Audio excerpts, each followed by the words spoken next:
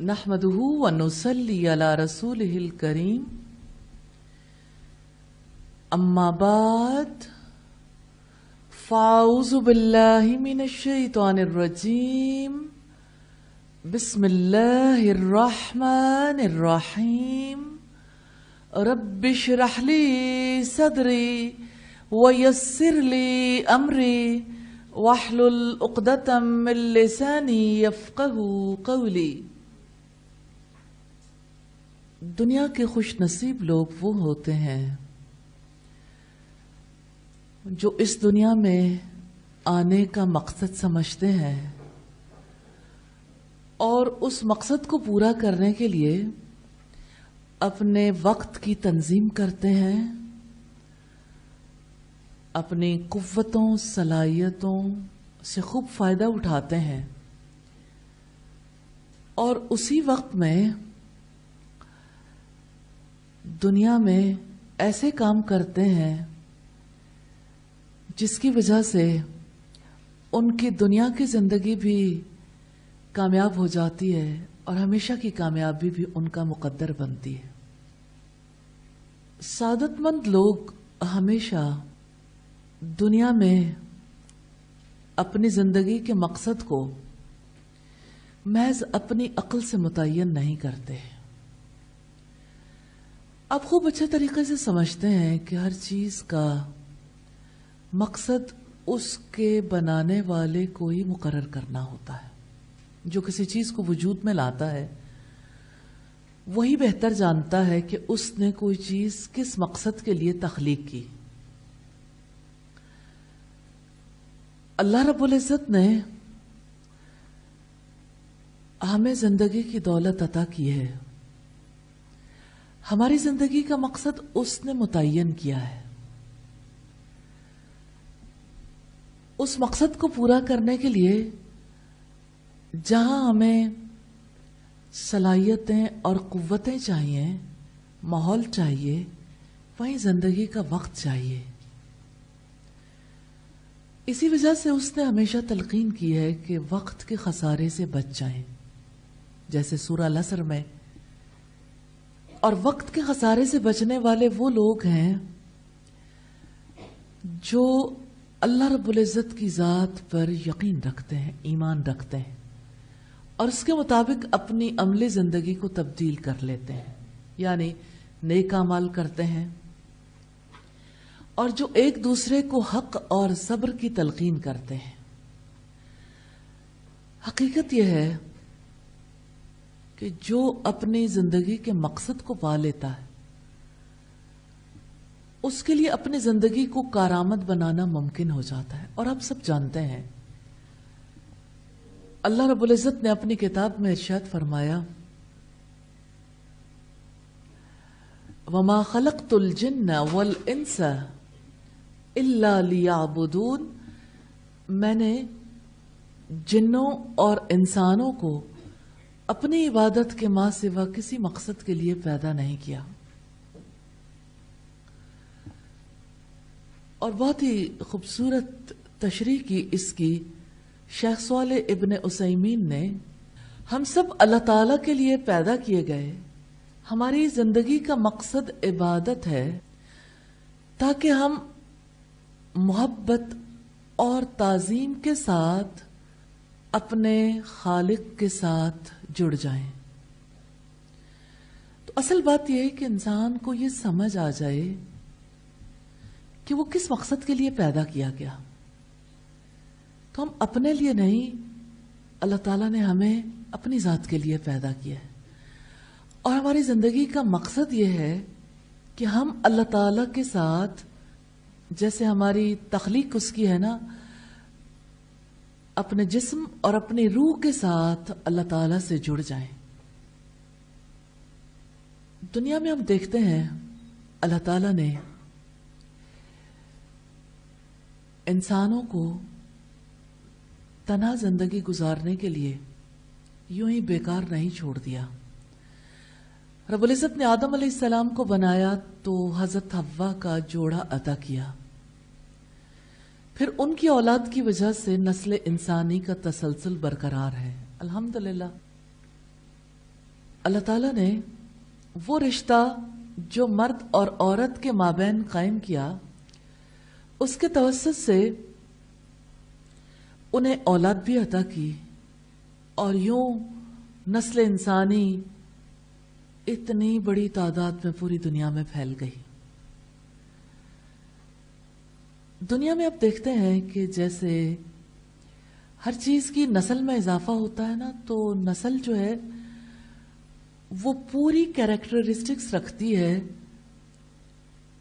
جس کے ساتھ اس کا تعلق ہوتا ہے، جس اسپیشیز سے کسی کا تعلق ہوتا ہے، فطری طور پر طے شدہ ہے۔ مثال کے طور پر گندم کے بیج سے گندم کا پودا اگتا ہے، اور پھر گندم کی جو خاص قسم ہے جس سے کسی بیج کا تعلق ہوتا ہے، اسی نوعیت کا پودا اگتا ہے، اسی سے اس کی اگلی جو ہے قسم چلتی ہے، اور اس کی جو کیریکٹرسٹکس ہوتی ہیں، جو خصوصیات ہوتی ہیں، وہ ایگزیکٹلی وہی ہوتی ہیں جو بیج کے اندر موجود ہوتی ہیں۔ اس کے لیے نہ کسان کو کچھ کرنا پڑتا ہے، نہ اس کے لیے باہر سے کسی کی ہیلپ کی ضرورت ہوتی ہے، کیونکہ بیج کے اندر ساری کہانی موجود ہوتی ہے۔ نسل انسانی کا جو تسلسل ہے نا، محض جسمانی تسلسل نہیں ہے کہ ماں باپ سے ایسے بچے وجود میں آئیں جن کی شکل و صورت اپنے ماں باپ کی طرح ہو اور وہ اپنے آبا و اجداد سے ملتے جلتے ہوں۔ اللہ پاک نے انسان کو ایسا بنایا ہے، بیک وقت جسم، روح اور عقل کا مرکب ہے، اور اس اعتبار سے ہم دیکھتے ہیں کہ جسمانی طور پر تو کسی کو ایفرٹ نہیں کرنی پڑتی، وہ ساری خصوصیات جو کسی انسان کے اندر ہونی چاہیے، انسان کے وجود کا جب آغاز ہوتا ہے پہلے سیلی میں وہ ساری خصوصیات موجود ہوتی ہیں۔ جن ماں باپ کے بچے ہوتے ہیں ان کی رنگت، ان کی شباہت بچوں کے اندر آ جاتی ہے، لیکن وہ جو نسل انسانی کا کردار ہے، جو ایکسپیکٹیشنز ہیں انسان سے، توقعات ہیں کہ وہ دنیا میں کیسے زندگی بسر کرے گا، اس کے لیے اللہ پاک نے ہر انسان کے اندر برائی بھلائی کی شناخت رکھی ہے، عقل بھی عطا کی ہے، لیکن اس کی زندگی کا پروگرام اس کے اندر بلٹ ان نہیں ہوتا، یعنی فطری طور پر اس کے اندر یہ سارا پروگرام موجود نہیں کہ اس کے اندر توکل کی صفت آئے، یقین کی صفت پیدا ہو، وہ صبر کرنے والا ہو، شکر کرنے والا ہو، وہ اللہ تعالیٰ سے محبت کرنے والا، اللہ تعالیٰ سے اخلاص رکھنے والا، وہ اللہ کی رضا کے لیے زندگی گزارنے والا ہو، اس کے اخلاق بہتر ہوں، اس کے اندر سچائی ہو، امانت داری ہو، وہ ایفائے عہد کا پابند ہو، یعنی وعدوں کو وفا کرنے والا ہو، اس کے اندر عدل ہو، وہ حیا کا پیکر ہو۔ یہ سب کچھ پیدائشی طور پر انسان کے اندر نہیں ہوتا۔ ہاں، اچھائی برائی کی پہچان ضرور ہوتی ہے۔ اب دیکھیے، جیسے کسی چیز کا جب میپ بنتا ہے نا، مثال کے طور پر ایک بلڈنگ بننی ہے، ایک گھر تعمیر ہونا ہے یا ایک ادارہ تعمیر ہونا ہے، اس کے لیے بیسکلی جو نقشہ بنتا ہے نا، نقشے میں وہ ساری چیزیں موجود تو ہوتی ہیں جو ایک آرکیٹیکٹ کو سمجھ آتی ہیں کہ مجھے کس طریقے سے اس کو بلڈ کرنا ہے، کروانا ہے، لیکن ایک لے مین کو پتہ نہیں چلتا، اسے صرف یہ پتہ چلتا ہے کتنے رومز ہیں، کس روم کی پلیسمنٹ کس جگہ پر ہے، اور زیادہ سے زیادہ یہ کہ جب لکھ دیا گیا کہ یہ کتنے فیٹ کا ہے، اس کی لمبائی چوڑائی کیا ہے، اس سے زیادہ پتہ نہیں چلتا۔ پھر جب اس نقشے کے مطابق کنسٹرکشن ہوتی ہے تو کنسٹرکشن کرنے والے جو ہیں لے مین تو بہت سے ہوتے ہیں نا، مستری ہیں، مزدور ہیں، جن سے کنسٹرکٹ کروانے والا جیسے جیسے ہدایات دیتا ہے اس کے مطابق وہ بناتے چلے جاتے ہیں۔ پھر جب اس کا ابتدائی ڈھانچہ بن جاتا ہے، جسے گرے اسٹرکچر کہتے ہیں، تو اگلی سٹیج کا کام پھر بھی باقی ہوتا ہے، کیونکہ اس کے مطابق اس کی پوری فنیشنگ، اس کا فلور کیسا ہوگا، چھت کیسی ہوگی، اندر انٹیریئر اس کا کیسا ہوگا، اس کے ڈورز، اس کی ونڈوز، اس کی باقی تمام چیزوں کا ڈیسیژن کرنا ہوتا ہے. ایک چھوٹے چھوٹے یعنی سوئچ بورڈز اور پھر لائٹنگ اور پھر اس کی باقی تمام چیزوں کا ڈیسیژن ابھی باقی ہوتا ہے. اگر ہم اس نقشے کو دیکھنا چاہیں تو ایک میپ کے ساتھ اور بھی بہت سارے پلان ہوتے ہیں، جیسے اس کا پلمبرنگ پلان ہوتا ہے، اس کا الیکٹریکل پلان ہوتا ہے، جس کی وجہ سے یہ گائیڈ لائن ملتی ہے کہ اس گھر کے اندر یا اس بلڈنگ کے اندر جو ہے وہ بجلی کی سپلائی کیسے ہوگی، پانی کی سپلائی کیسے ہوگی، پانی کا نکاس کس طریقے سے ہوگا، اور اسی طرح سے اس کی جو دیگر فٹنگز ہیں، جتنی کوئی فٹنگز اس میں کروانا چاہے وہ میپ کے اندر ہی موجود ہوتا ہے. یہ میپ ڈیزائن کیے جاتے ہیں اور اس میپ کے مطابق پھر آگے کنسٹرکشن ہوتی ہے. اب آپ دیکھیے کہ انسان کا بچہ جب وجود میں آتا ہے، اس کے وجود میں آنے کے بعد ماں باپ کو یہ تو پتا چلتا ہے اسے بھوک لگی ہے، اسے کھانا کھلانا ہے، انہیں یہ بھی پتا چلتا ہے کہ یہ بے لباس ہے، اسے لباس پہنانا ہے، انہیں یہ بھی پتا چلتا ہے کہ یہ جب ضروریات سے فارغ ہوتا ہے، گیلا ہو جائے، اپنے آپ کو گندا کر لے تو اسے کیسے صاف کرنا ہے، بیمار ہو جائے تو کیسے علاج کروانا ہے. گو کہ اس میں ساری گائیڈ لائن کی ضرورت ہوتی ہے، لیکن یہ ایسی گائیڈ لائن ہے جو ایک نسل کے لوگ دوسری نسل کو دیتے رہتے ہیں. اب وہ بچہ جو وجود میں آ گیا، اس بچے کو اچھا انسان بنانا ہے. اچھا انسان بنانے کے لیے دو لوگوں کو ذمہ داری دے دی گئی کہ یہ آپ کی رسپانسبلٹی ہے، پیرنٹنگ، تربیت اولاد.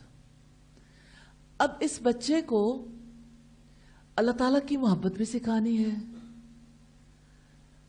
اس بچے کو یہ بھی بتانا ہے کہ دنیا میں وہ کون سی ہستیاں تھیں جنہوں نے اللہ تعالیٰ کی پسند ناپسند کے بارے میں آگاہ کیا اور جنہوں نے اپنی زندگی کو نمونے کے طور پر ہمارے سامنے رکھا، یعنی رسول.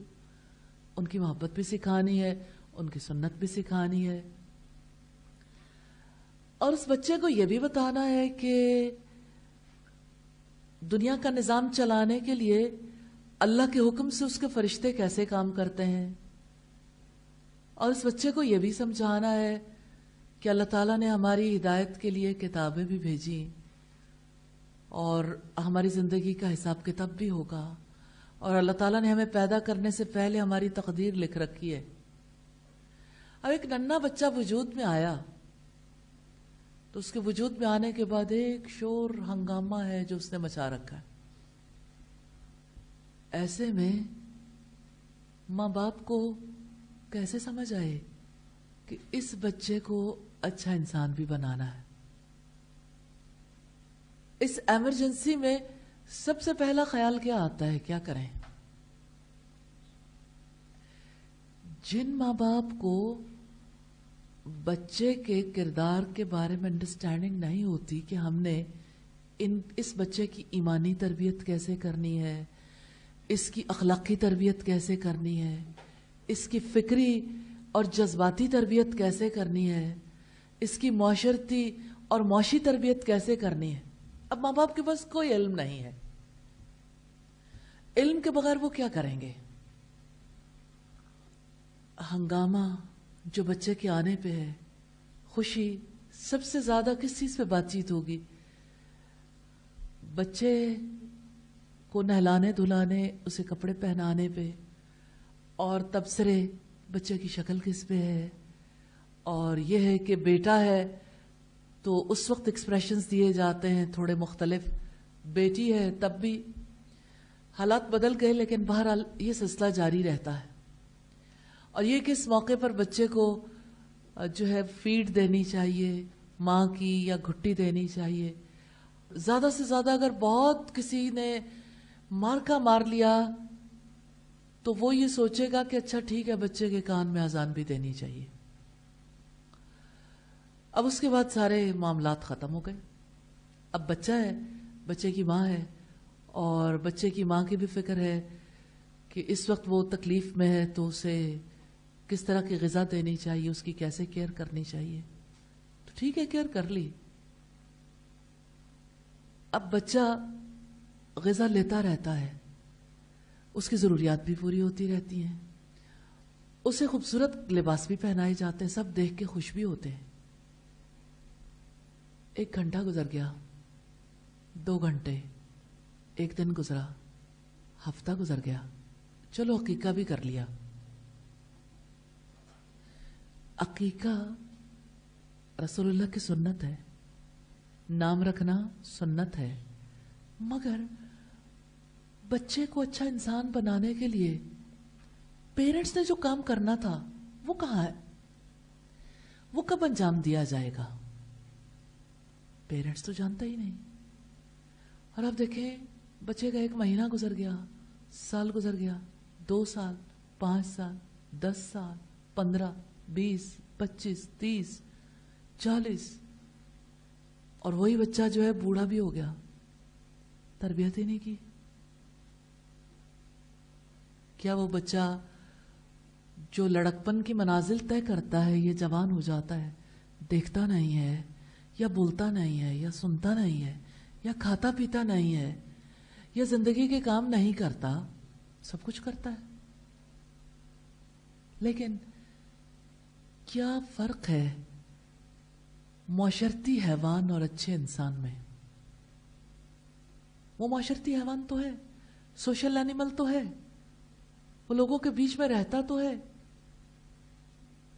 لیکن اچھا انسان نہیں بن پاتا. اس کے وہ خد و خال جو تربیت کے بعد بننے چاہیے وہ خد و خال واضح نہیں ہو پاتے.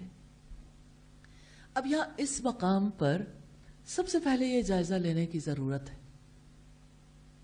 دنیا میں 1-2 نہیں، 10-20 نہیں، سینکڑوں ہزاروں نہیں، لاکھوں پیرنٹس ہیں، کروڑوں پیرنٹس ہیں.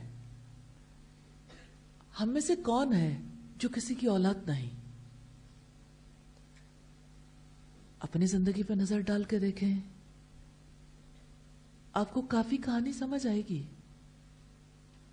کہ ماں باپ نے ایمانی تربیت کے لیے کیا کام کیا، اخلاقی تربیت کے لیے انہوں نے کہاں سے رہنمائی حاصل کی تھی. آپ کو سب سے زیادہ تکلیف اس بات پر ہوگی کہ تربیت اولاد کے لیے جس علم، جس ٹریننگ کی ضرورت ہے، ہماری سوسائٹی اس کے احساس سے بھی ناشنا ہے. یعنی یہ احساس بھی نہیں ہے کہ یہ بھی کوئی فیلڈ ہے جہاں کام کرنے کی ضرورت ہے، حالانکہ دنیا کا سب سے امپورٹنٹ فیلڈ ہے. انسان گری، انسانوں کو اچھا انسان بنانا دنیا کا سب سے قیمتی کام ہے، اور اس کے لیے اللہ پاک نے کتنا فطری راستہ اختیار کیا. ماں باپ کے دل میں اولاد کے لیے ایسی محبت پیدا کی ہے کہ ماں باپ ہر طرح کی محنت کرنے کے لیے تیار ہو جاتے ہیں. وہ فطری محبت جو ماں کے دل کی ممتا بن جاتی ہے اور پدری شفقت کی صورت میں سامنے آتی ہے، دراصل اس بچے کے لیے ہے جو اللہ پاک نے امانت کے طور پر دیا ہے. اس بچے کو ماں باپ اپنا تو سمجھتے ہیں، امانت نہیں سمجھتے. اسے اپنا بناتے ہیں، اسے دنیا میں رہنے کے لیے تو تیار کرتے ہیں، لیکن اس کے بارے میں کبھی فکر مند نہیں ہوتے کہ مجھ سے اس کے بارے میں سوال کیا جائے گا.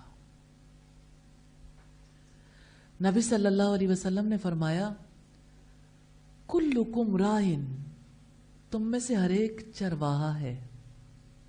کبھی چرواہے کو دیکھا آپ نے؟ آپ امیجن کریں ایک ایسا چرواہا جو کسی پہاڑی علاقے میں یا کسی میدان میں بہت کثیر تعداد میں بھیڑیں لیے ہوئے ایک جگہ سے دوسری جگہ ٹریول کر رہا ہے. اب آپ اس کو اپنے ذہن میں لے کے آئیں گے نا کہ رول کیا ہے. کلکم رائن، تم میں سے ہر ایک چرواہا ہے. جانتا ہے چرواہا کون ہوتا ہے؟ لیڈر. ہر ایک لیڈر ہے. وَكُلُّكُمْ مَسْئُولٌ عَنْ رَعِيَّتِهِ، اور تم میں سے ہر ایک سے اس کی رعیت کے بارے میں سوال ہوگا. یعنی جن لوگوں پر اسے لیڈر بنایا گیا ان کے بارے میں جواب دہی کرنی ہوگی. باپ سے بھی سوال ہوگا، ماں سے بھی سوال ہوگا کہ تمہارے پاس جو امانت تھی، تم نے اسے اچھا انسان، رب کا بندہ بنانے کے لیے جو ایفرٹ کرنی تھی، کہاں تک اس میں کامیاب ہوئے. اپنی کوششوں اور کاوشوں کا حساب دینا ہوگا. بچہ مل جائے تو جو ماں باپ اسے انجوائے کرتے ہیں، اس کی حرکتوں سے خوش ہوتے ہیں، اسے اپنی بے قراریوں میں قرار کا ذریعہ بناتے ہیں، اسے کب امانت سمجھتے ہیں؟ کانسیپٹ ہی نہیں ہے امانت کا. تو جب امانت نہیں سمجھتے تو اس امانت کی حفاظت بھی نہیں کرتے اور اس کے لیے اپنی ذمہ داری کو ادا کرنے کی فکر بھی نہیں کرتے. پہلی بات جو ماں باپ کو جان لینی چاہیے کہ اولاد اس دنیا کی زینت ہے، اللہ پاک کی رحمت ہے. اولاد کے لیے محبت رب العزت نے عطا کی ہے اور اس محبت کو وہ رب ہی بڑھاتا ہے. اس محبت کا تقاضا ہے کہ اس اولاد کی اچھے طریقے سے تربیت کی جائے، اس کے اخلاق سنوارے جائیں، اس کی گفتگو، اس کی نظر، اس کی سماعت، اس کے قلبی معاملات کی فکر کی جائے. یعنی اسے بدگمانیوں سے بچایا جائے، اسے غیبت اور چغلی سے بچایا جائے، اسے بدگوئی، بد زبانی، بد کلامی سے بچایا جائے اور اس کے رشتوں اور تعلقات کی حفاظت کی جائے. یعنی اسے دنیا میں ایسی زندگی بسر کرنے کے قابل بنایا جائے جس کی وجہ سے وہ کامیاب ہو جائے، اس دنیا میں بھی اور آخرت میں بھی. اب آپ دیکھیے کہ بچہ جسمانی طور پر مکمل ہے، جذباتی ناہمواریوں کا شکار ہے، فکری طور پر بالکل بونا ہے. اور پھر اگر آپ دیکھیے کہ اس کی معاشرتی تربیت کیسی ہوئی، اس کی اخلاق سنوارنے کے لیے، اس کا رب سے تعلق قائم کرنے کے لیے کیا ایفرٹ ہوئی، اس کا خیال بھی نہیں ہے، احاطہ خیال میں بھی نہیں آتا. تو سب سے پہلے والدین کو اپنی ذمہ داری کا احساس کرنا چاہیے. سورہ تحریم میں رب العزت نے فرمایا یا ایھا الذین آمنوا قوا انفسکم واہلیکم نارا، اے ایمان والو اپنے آپ کو اور اپنے گھر والوں کو آگ سے بچا لو.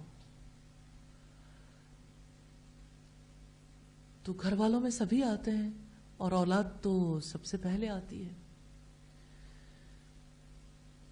تو اولاد جیسی نعمت کو اللہ پاک نے خلق میں تو کامل بنا دیا، ان کے خلق کے لیے، ان کے اچھے اخلاق میں ڈھلنے کے لیے والدین نے محنت کرنی ہے. اور اس کے لیے دوسری بات جو آپ کے سامنے رکھنا چاہتی ہوں وہ یہ کہ محض علم کام نہیں دیتا اس میدان میں. جیسے آپ میتھمیٹکس کا علم سیکھتے ہیں، لینگویجز کو سیکھتے ہیں، نیچرل سائنسز کو سیکھتے ہیں، سوشل سائنسز کو سیکھتے ہیں، ایسے ہی اگر اچھا انسان بنانے کے لیے جو علم اللہ پاک نے اپنی کتاب میں دیا، اپنے رسولوں کے توسط سے دیا، محض الفاظ کا علم کام نہیں دے سکتا، کیونکہ جو الفاظ کو ٹرانسفر کر رہا ہے، دیکھیں ٹرانسفر تو بہت ساری چیزیں کر سکتی ہیں. آپ کے پاس کوئی کتاب ہو سکتی ہے، آپ کے پاس کوئی ڈیوائس ہو سکتی ہے جس سے آپ پڑھ لیں، جس سے آپ میسج بھیج دیں. تو میسیجز تو آپ واٹس ایپ پہ بھی کرتے ہیں، ٹیکسٹ میسیجز بھی کرتے ہیں. تو آپ جب میسج کرتے ہیں تو آپ کو کتنی دیر لگتی ہے؟ سیکنڈز میں آپ کی بات جو ہے، جو آپ پہنچانا چاہتے ہیں، تیزی کے ساتھ آپ دوسرے کو ٹرانسفر کر دیتے ہو. بہت سے ماں باپ یہ سمجھتے ہیں کہ بچوں سے محض انہیں میسج دیتے رہیں تو بچوں کی تربیت ہو جائے گی. تو بچوں کا معاملہ کوئی مشین کا معاملہ نہیں ہے کہ آپ ان میں میسج فیڈ کرتے جائیں، کہ ان کے میموری کارڈ میں وہ چیزیں آ گئیں تو ان کی زندگی بھی بدل جائے گی. تربیت کے لیے ماں باپ کا ذاتی طور پر عمل پیرا ہونا بہت زیادہ ضروری ہے. اگر ماں باپ صاحب عمل نہ ہوں تو اولاد میں کسی قسم کی تبدیلی نہیں آتی. تو جب ماں باپ خود عمل کرتے ہیں تو صاحب عمل ماں باپ کو زبان سے کہنے کا موقع نہ بھی ملے، بچے ان کے عمل سے سیکھ لیتے ہیں. مثال کے طور پر دیکھیے، فرض کریں کہ کوئی ماں جو ہے وہ بہت دلچسپی رکھتی ہے کھانا بنانے سے، کوئی ماں بہت دلچسپی رکھتی ہے اللہ تعالیٰ کی عبادت سے، کوئی ماں ایسی ہے جو بہت دلچسپی رکھتی ہے رنگوں سے، آرٹ ورک بہت کرتی ہے، کوئی ماں موبائل سے بڑی دلچسپی رکھتی ہے، کوئی ماں ایسی ہے جو یعنی سوشلائز کرنے سے بہت دلچسپی رکھتی ہے. تو بچہ پیچھے پیچھے کیا کرے گا؟ جو ماں سجدے کر رہی ہے بچہ بھی پیچھے سجدہ کرے گا. جو ماں کھانا بنا رہی ہے تو بچے کا بھی جی چاہے گا میں بھی تھوڑا سا حصہ لے لوں. وہ بھی ننھے ننھے ہاتھوں سے ماں کے ساتھ وہی کام کرنے کی کوشش کرتا ہے جو ماں کر رہی ہوتی ہے. ماں اگر کپڑے طے کر رہی ہے نا تو ننھا بچہ بھی ساتھ میں مل کے اپنی جانب سے ہاتھ بٹانے کی کوشش کرتا ہے. ماں اگر رنگوں سے کھیل رہی ہے نا تو بچے کا بھی جی چاہتا ہے میں رنگوں سے کھیلوں. اچھا پھر آپ دیکھیے جیسے کوئی ماں ایسی ہے جس کو بہت دلچسپی ہے کلرز کے ساتھ، وہ اپنے کپڑے بھی کلر کرتی رہتی ہے، دوپٹے یا اسی طرح سے شرٹس پر جو ہے وہ مختلف طرح کے کلرز لگا کے اپنے ایستھیٹک سینس کی تکمیل کے لیے. تو آپ کسی بچے کو دیکھنا چاہیں کہ ماں باپ کو کتنا فالو کرتا ہے، جو ہی ماں باپ کام ختم کرتے ہیں اس کے بعد بچے کا کام شروع ہو جاتا ہے. بچہ بھی وہ ایکسپیریمنٹ ضرور کر کے رہتا. یہی معاملہ اخلاق و کردار کا ہے. ماں باپ سچ نہیں بولتے، بچے کبھی سچ نہیں سیکھ سکتے. ماں باپ غیبت کرتے ہیں، بچے ان سے 4 ہاتھ آگے جاتے ہیں. آج آپ جو کچھ ہیں آپ کے ماں باپ کی چھاپ ضرور ہے. ایسا نہیں ہوتا کہ ماں باپ کے اثرات نہ ہوں. پھر سوسائٹی کے بھی اثرات ہوتے ہیں، اسکول کے بھی اثرات ہوتے ہیں. یہ ٹرائنگل تو ہے، اسکول، سوسائٹی اور پیرنٹس. لیکن آپ جانتے ہیں ماں کی گود سب سے پہلا مدرسہ ہے. یہ مشہور کہاوت ہے نا، پہلا مدرسہ، اور یہ بہت سچی بات ہے. ماں سے بچہ سب سے زیادہ سیکھتا ہے. روٹ کو کہتے ہیں. واقعتاً کسی بچے کی شخصیت کی جڑ اس کی ماں اور اس کے باپ کے اندر ہوتی ہے. اس اعتبار سے اگر آپ دیکھیں تو دوسری چیز جس کا بہت زیادہ خیال کرنا ضروری ہے وہ ماں باپ کا صاحب عمل ہونا. علم اور عمل، جس بات پر کسی کو خود یقین نہیں ہوتا اس پر کوئی عمل پیرا نہیں ہوتا. اس لحاظ سے اگر آپ دیکھیں تو علم کے بعد جس چیز کی سب سے زیادہ ضرورت ہے وہ یقین ہے، ایمان ہے. پھر علم، ایمان اور عمل کے ساتھ پیرنٹنگ کا اور تربیت کا کام شروع ہوتا ہے، جسے آپ تربیت بھی کہہ سکتے ہیں، دعوت و تربیت بھی کہہ سکتے ہیں۔ سبحانک اللہم و بحمدک نشہد ان لا الہ الا انت نستغفرک و نتوب الیک۔